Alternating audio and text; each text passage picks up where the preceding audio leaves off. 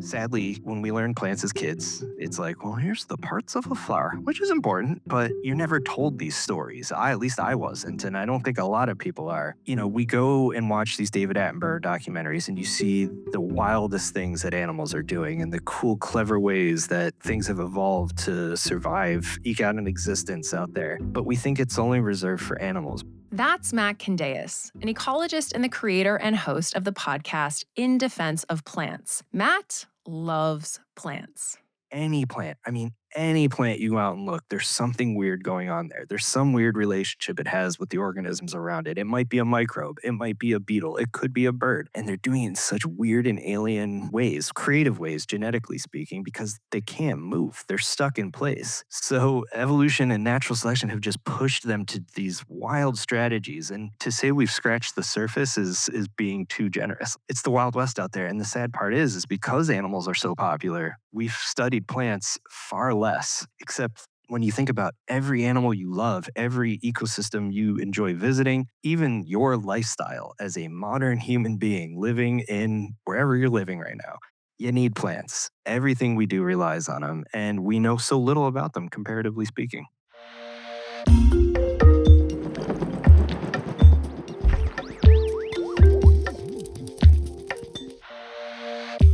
Hi, and welcome to Tiny Matters, a science podcast about the little things that have a big impact on our society, past and present. I'm Sam Jones, and today I'm joined by, drumroll please, Deboki Chakravarti. She's back. I'm back.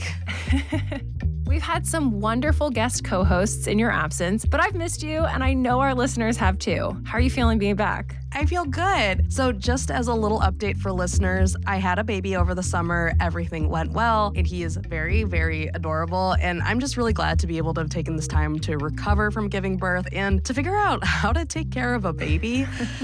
But I am also ready to get back into the world of science. It's been so much fun to listen to the podcast as an audience member, but I have missed getting to talk about all things science with you and our listeners. I'm really glad to have my first episode back be such a fun one. And let's be real, very informative for you and me, who have mentioned many times that our collective plant knowledge is lacking.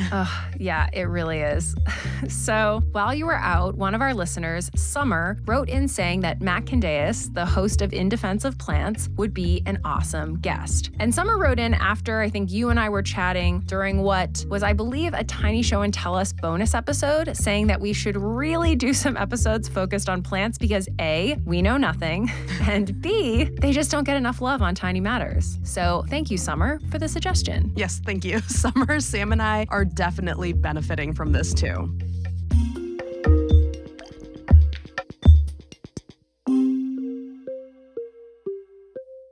So in today's episode, we're going to talk about something that many plants rely on to survive: pollination. Before this episode, I had a pretty simplified view of what pollination was. And Sam, I know you did too, but you learned pretty quickly how wild it can be when you called up Matt. I sure did. Other than thinking about like bees and like your very standard pollinators, I really know nothing. Yeah, so I think you hit the nail on the head. When you think of pollination or someone says pollination to you, most of us, our heads are going to go to a flower and a bee. It's a very since childhood imagery that has been absolutely solidified in our minds. But pollination is so much weirder, and it's something plants have been at since long before flowers even, and bees for that matter, evolved. So it's really interesting to think of what the early days were like.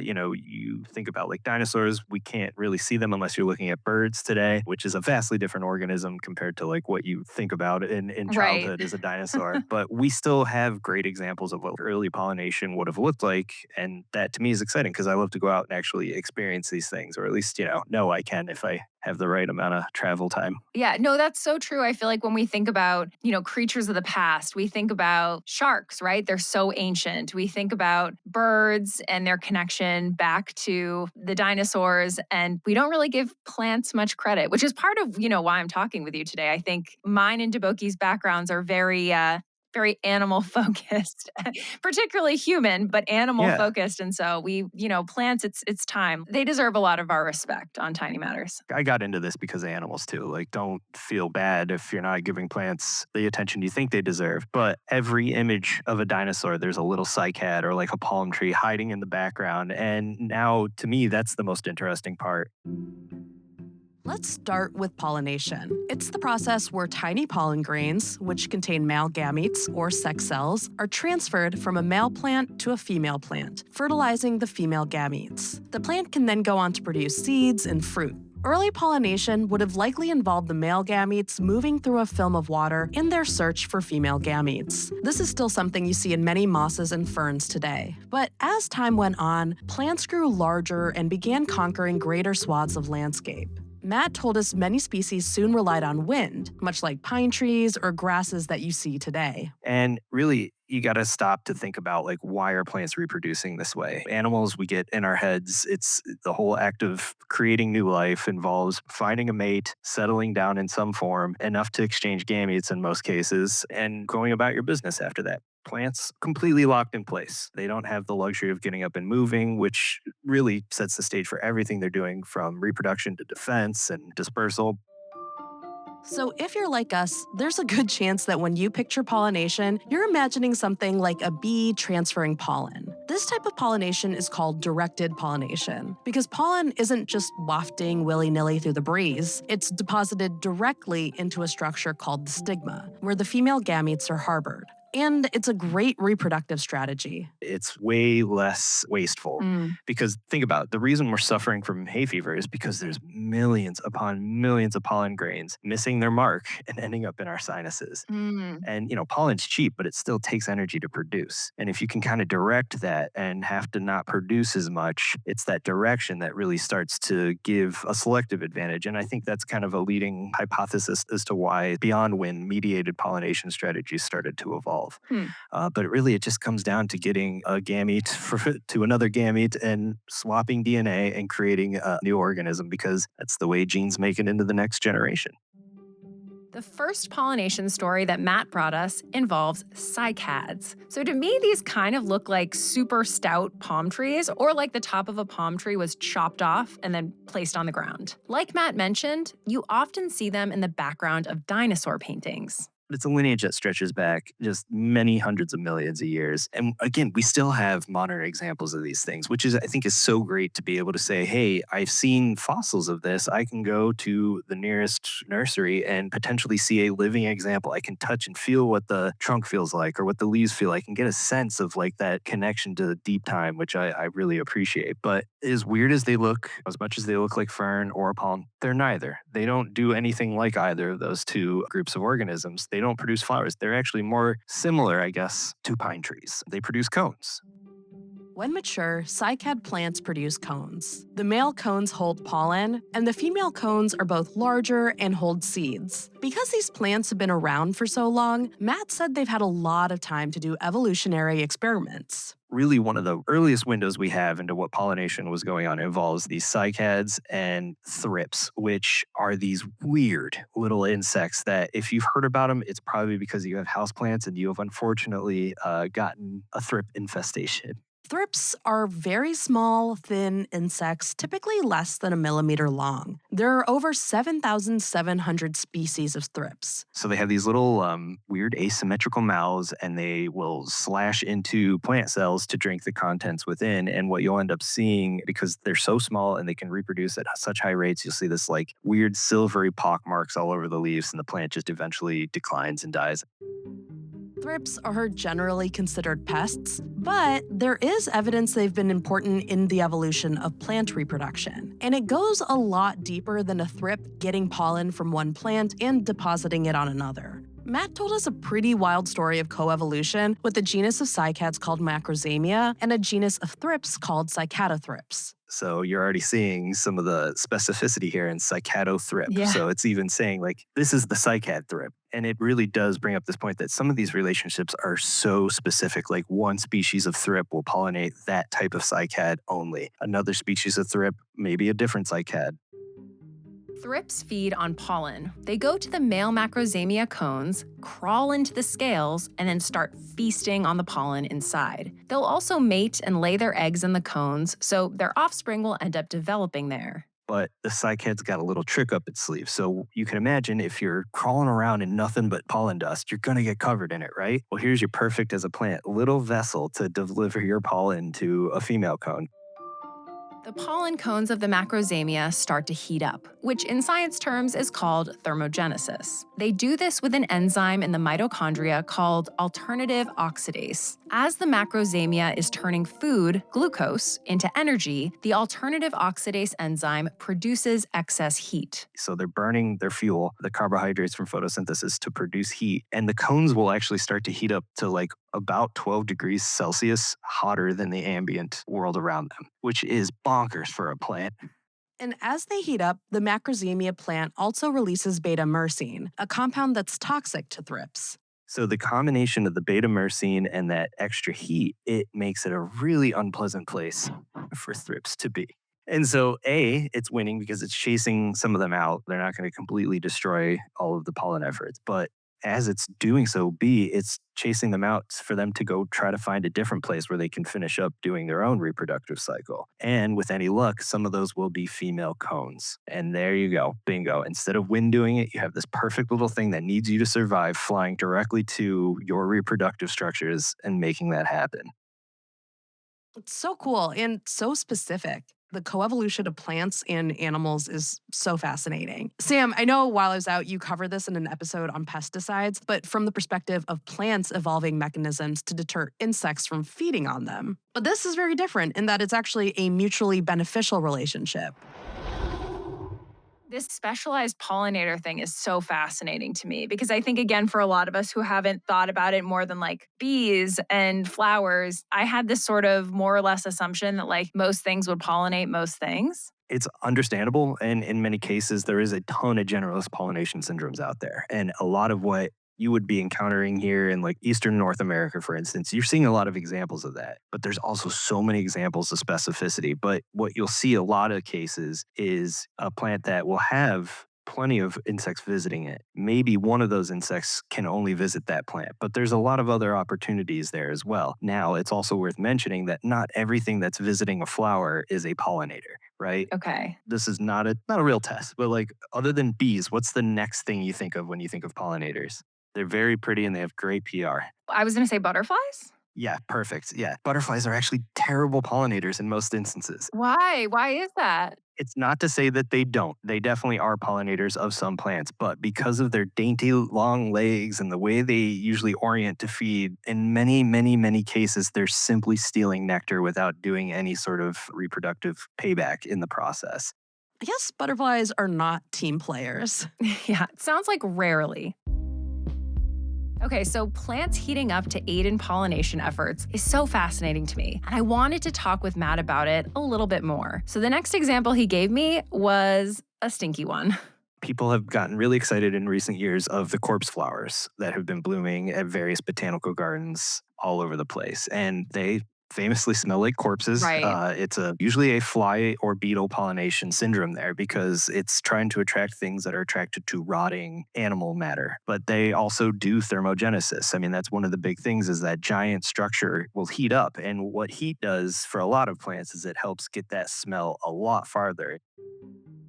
As the plant heats up, certain compounds will volatilize, meaning they'll evaporate from liquid to gas and travel around in the air, which is a great way to reach more pollinators. And the compounds that corpse flowers release will definitely get your attention. Some of these compounds are sulfur-based chemicals like dimethyl trisulfide and dimethyl disulfide, which smell like rotting cabbage or garlic. And earlier this month, researchers reported that corpse flowers also release putrescine, which is a compound found in rotting animal flesh, including in decaying humans. Eek.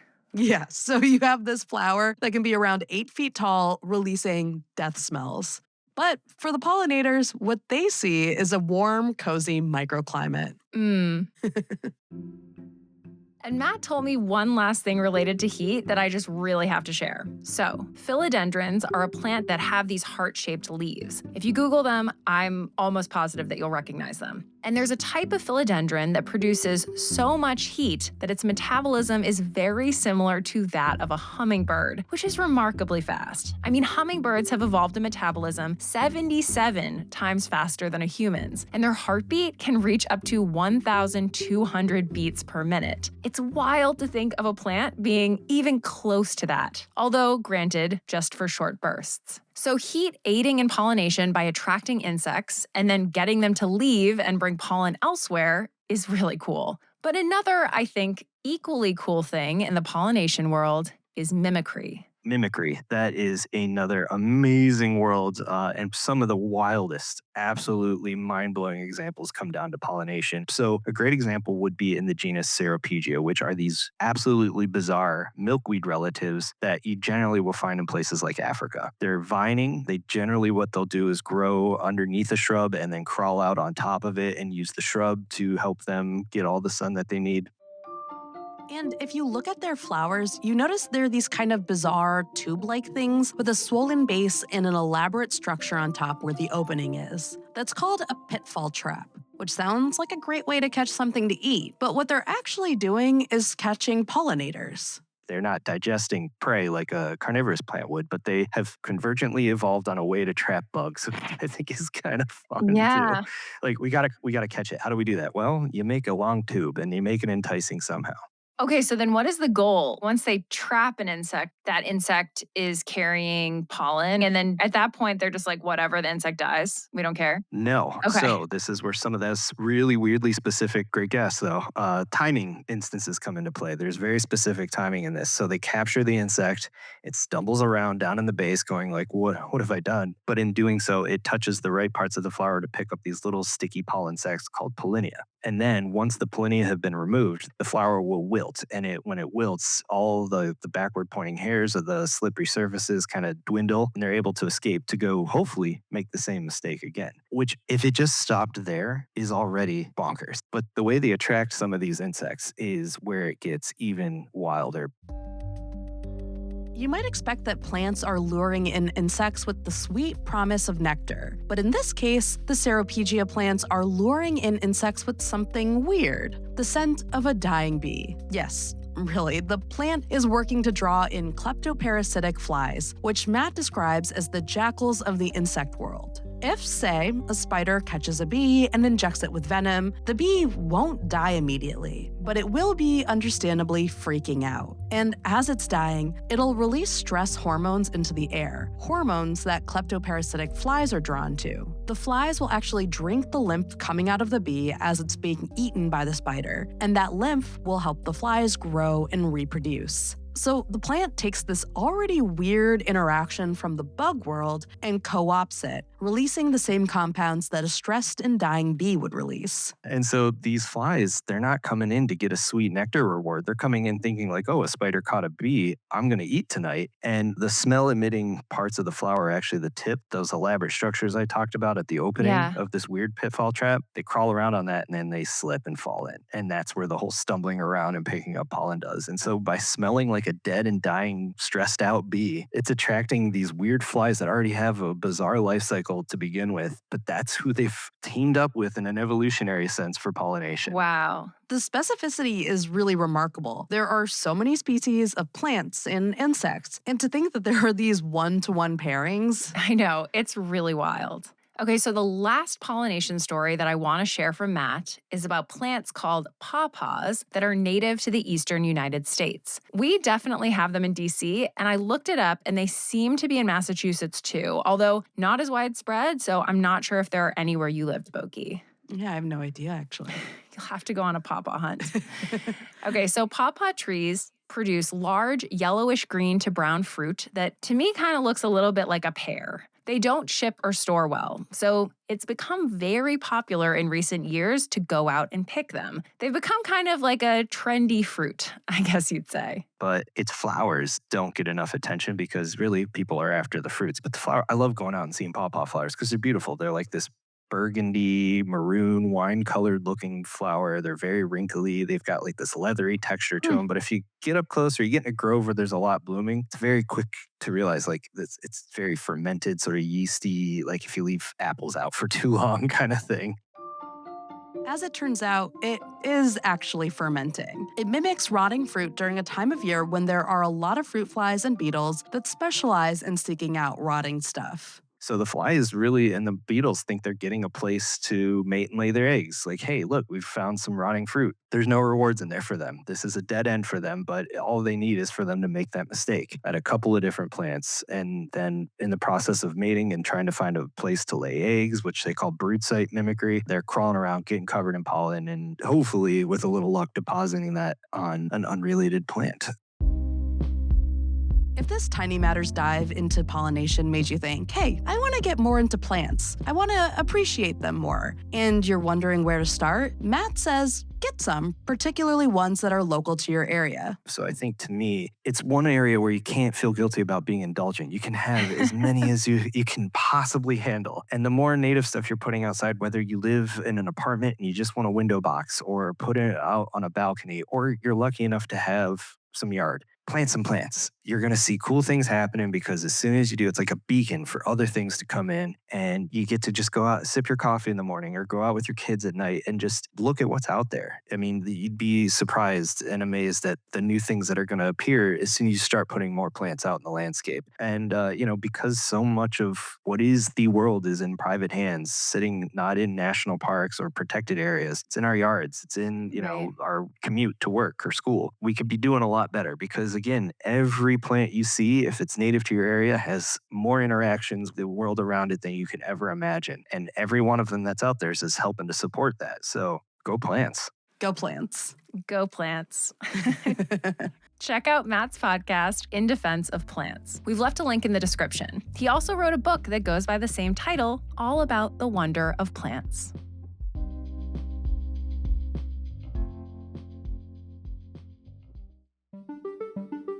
All right, we're back with a tiny show and tell. Deboki, how does it feel? We're doing a tiny show and tell for the first time in months. Is it crazy that my first thought was like, who went last? Who was the first one? Oh my gosh, I should have actually looked it up before and been like, well, you went last in July, so Yep. you're back. Let's ease you in. I will go first this time. Great. So today I want to talk to you about social snakes. I can't remember, are you anti-spider and anti-snake or just anti-spider? Well, I'm not anti-snake, but I'm scared of snakes. Okay. Yeah, I'm not super anti-spider unless they can kill you. Okay, I think that's what it was. I'm like, I have a recollection of some tiny show and tell that we did where you were like, I don't want to think about these spiders at all. Yeah. That's fair. If it can kill you, that's warranted. Okay, so today I'm talking about social snakes, specifically the ball python. So ball pythons are the second most popular pet reptile in the world. That's pretty Yeah. amazing. I kind of buy it. Sorry, I'm totally going to sidetrack you, but despite being scared of snakes, I weirdly also am compelled by them. And I have spent time in the snake subreddit because I just am fascinated by the world of having a snake. And I feel like Yeah. ball pythons are all over it. Do you know what the number one reptile python I actually is? don't. I want to say Yeah. like a turtle, but I don't know. Oh, yeah. I'm making that up though. I'm not sure. Hold on. Now I kind of want to look. Wait, whoa. The most popular reptile species, so this is from 2004 to 2020, was the bearded dragon, Oh, followed by ball pythons and leopard geckos. So, not turtles. what happened to all the turtle pets? I don't know. I grew up with a pet turtle, or my sister did. She was not the best turtle owner, though. Let's be real. She was also 5 when she asked for it. So there you go. Okay, so, and I didn't know this, but snakes, I guess, generally speaking, are sort of seen as loners. But according to researcher Noam Miller, who was interviewed in this story in the New York Times called The Surprising Social Lives of Pythons, the study of snake social behavior has been undergoing, he says, a renaissance over the past few years. And people are learning that's really not the case. Yeah. So, first, back in 2020, he and his colleagues placed a mixed sex group of 6 pythons for 10 days into this large enclosure, one that had enough little individual plastic shelters for each snake so they could separate if they wanted. They left a camera running and they saw that all 6 snakes squeezed into the same shelter and then spent over 60% of their time together there. Kind of shocking. So then they thought, maybe there's just something weird going on here. Like, we need to try this, right? Like anything with science, you can't just do it once and say it is what it is. Yeah. So they kept repeating these experiments for years with a bunch of different cohorts of ball pythons. And what they found was that they continued to really want to spend time together. And so twice a day, they would shuffle these snakes around, placing them in different shelters. And they kept wanting to pile together. So that's really it. Like, these snakes are very, very social. And so I guess if you're hoping to get a python, like, get two. I don't know. Yeah. I've probably ruined the day of some parents by saying that, but yeah. Wowee. Huh. Just a cute little social snake story. Yeah. I mean, so like, I just want to be clear because I know that like snake people are very protective of like the snake reputation. And like, I am scared of snakes, but I also acknowledge they're cute. And I feel like a pile of snakes both sounds terrifying to me. But also when you put it in the context of they just want to be with their buddies, Like, I'm they're like, cuddling. that's adorable. Yeah. Yeah. Snakes cuddle. Like, that's really sweet. Yeah, I like that. I'm still not getting a ball python, but I like that. Yeah. Well, I am back with one of my kind of classic, this is more a recommendation for an article, tiny show and tells. Also kind of more of a, this is more about the world of science than like a specific scientific discovery. So this is an article in The Atlantic. During my leave, I've just been like trying to make sure to like note down all the fun science articles I read so that I can like share them with people. So I'm just like also so excited to be back with this. So this is an article in The Atlantic called A Simple Lab Ingredient Derailed Science Experiments. And this is one of those articles where I just think it's a really fun read. I don't want to get too into detail because it's kind of a lab mystery. The answer comes very early on, but it starts with this like very familiar feeling that I'm sure you've had, I've had, any of our listeners who have worked in a lab has had, where you just have this one experiment where nothing is working. Like, you're just at it forever trying to figure out what is going wrong with this experiment. And it's just like months of troubleshooting. Yeah. And then eventually you find out what was wrong. And it's something that's so annoyingly silly or simple that it's just like, And so in this case, the experiment that starts off this article, it involves 2 months of failure, which sounds terrible. And it all comes down to, like, as the article suggests, to like one simple lab ingredient. And so I'm just going to leave this here for listeners to hunt down the article to find out more about what was going wrong. But I just really enjoyed it because it also dives a little bit more into like where this very common lab ingredient comes from. And this is my favorite type of article because it's about how mundane and annoying science can be. Yeah. And now I feel like you have to guess. I need to like go read this immediately because I'm like, was I using that too? Yeah, you could have been. Totally. I'm like, what would it be in some like of the media that you use in lab? Like something. You're on the right track. Yeah, I'm like, there's got to be something in like fetal bovine serum or some sort of serum that maybe it's like a protein that's like blocking something. I don't know. So it's even simpler than that. So I can just tell you. I don't want to give it away to listeners, but I'll tell you. Okay. We can just edit it out. Okay, well, listeners, Sam knows the secret. You all will have to go read this article. I just cut it out, and you're going to have to check out the article. Awesome. Thanks, Devoki. Thanks for tuning in to this week's episode of Tiny Matters, a production of the American Chemical Society. This week's script was written by Sam, who is also our executive producer, and was edited by me, Deboki Chakravarti, and by Michael David. It was fact-checked by Michelle Boucher. The Tiny Matters theme and episode sound design is by Michael Simonelli and the Charts and Leisure team. Thanks so much to Matt Candeias for joining us. A reminder that we have a newsletter. Sign up for updates on new Tiny Matters episodes, video clips from interviews, a sneak peek at upcoming episodes, and other science content we really think you'll like. We'll see you next time.